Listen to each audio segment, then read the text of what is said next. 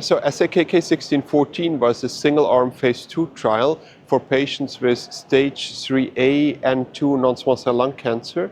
And these patients were treated with 3 cycles of neoadjuvant chemotherapy, cisplatin and docetaxel, followed by 2 cycles of the anti-PD-L1 antibody durvalumab, followed by resection, and then 1 year of post-operative durvalumab. What we have already published is that the primary endpoint, the 1-year event-free survival, was reached. So the 1-year event-free survival was increased from 50% in our earlier trial with chemotherapy alone to 73% in this trial. We now presented at ELCC in Paris the final analysis with a median follow-up of 6 years. And after a median follow-up of 6 years, we have a median event-free survival of 4 years.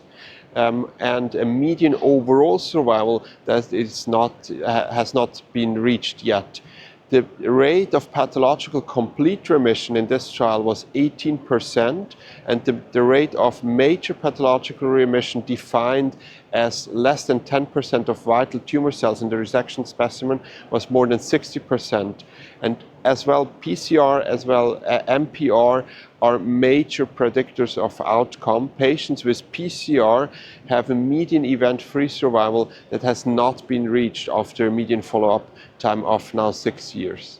What we see so far is that PD-L1 expression is a predictor of response. So patients with high PD-L1 expression, that was defined as an IHC level above 25%, they had a higher chance to respond, to have higher PCR and MPR, and also a longer event-free survival. So PD-L1 is a predictor.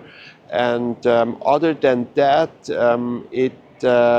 we have not yet any predictive markers. However, we had a very comprehensive translational research program going along with this clinical trial. So we have tumor tissue from the initial biopsies and from the resection specimen.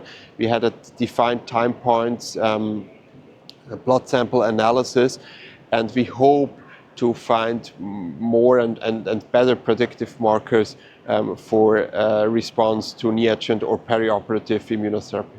Important question. I think we see a very interesting ELCC this year with many important trials. I would like to highlight some of the abstracts for EGFR mutation positive disease. Here we have seen the final analysis or the overall survival analysis of the Mariposa trial. So this is a treatment landscape that will change in EGFR mutation positive disease with the combination of amivantamab and lazertinib. We don't know yet if it really needs to be given in front line, although we have seen the overall survival results, but it's also a toxic regimen. We have seen the Cocoon trial showing us that probably tolerability is better with preemptive therapy and prophylactic treatment of patients under amivantamab.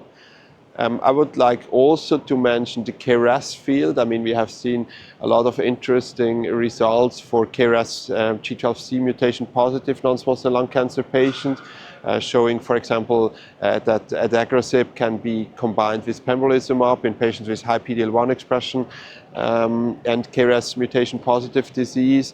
This leads to a very intriguing progression-free survival rate in the first-line setting of 27 months. It's also a toxic therapy, but this is certainly one way to go, to combine checkpoint inhibitors with targeted therapies. We have seen another KRAS G12C inhibitor combined with cetuximab as in the frontline setting, showing very intriguing overall response rate. So it is definitely an important conference, and we have seen a lot of important results that hopefully will change our treatment landscape and will improve outcome of our patients.